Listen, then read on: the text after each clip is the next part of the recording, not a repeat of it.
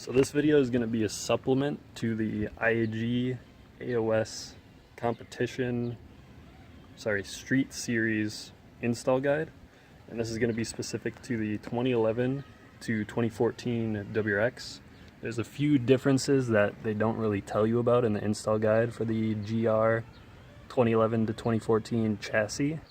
And one of the first ones being the mentioning of blowby sensors that you have on the driver and passenger side.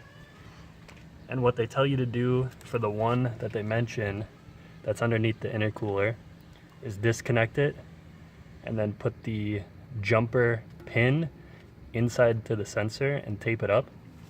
And what you're going to do for the driver's side and passenger side as well is disconnect the hoses like they say. So that's your valve cover breather port down there, if it would focus, that you disconnect the driver's side hose from. But that hose is also going to lead up to another sensor. It's taped up already. Let's see if we can find it. There we go, right there. It's taped up already. I already removed it. You're going to remove that, jump it, and tape it up just like the center sensor that's underneath the intercooler. So that side's pretty simple. Do the same thing like you would do to the center sensor. And then for the passenger side, they tell you to remove the hose from the valve cover breather port and just take it off, but they don't show a third blow-by sensor in between these two pieces. So you're going to want to remove the one that goes from the valve cover to the sensor, and then from behind the sensor, this short little piece is going to lead to another hose. The lighting's not too good, so I don't know how that works.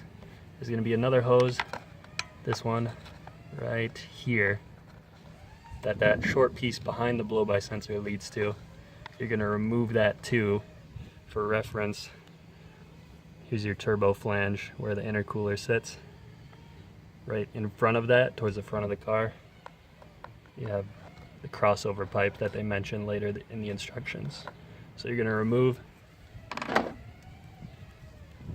that short hose they tell you to, remove the sensor. Well, this is just the housing for the sensor more than anything, but remove that, remove the short hose behind it, and then just like the center plug and the driver's side plug, you're going to pull the jumper out and jump the actual sensor and tape it up like I've done. So that's probably the biggest question that I had when I was trying to install this, because they didn't tell you what to do with it. But the rest of the instructions that they include, if you follow the late model PCV, which I'm assuming is 2011 to 2014, from that point on it's pretty straightforward, and you can just follow the routing that they give you and it shouldn't be too bad. Hope this helped.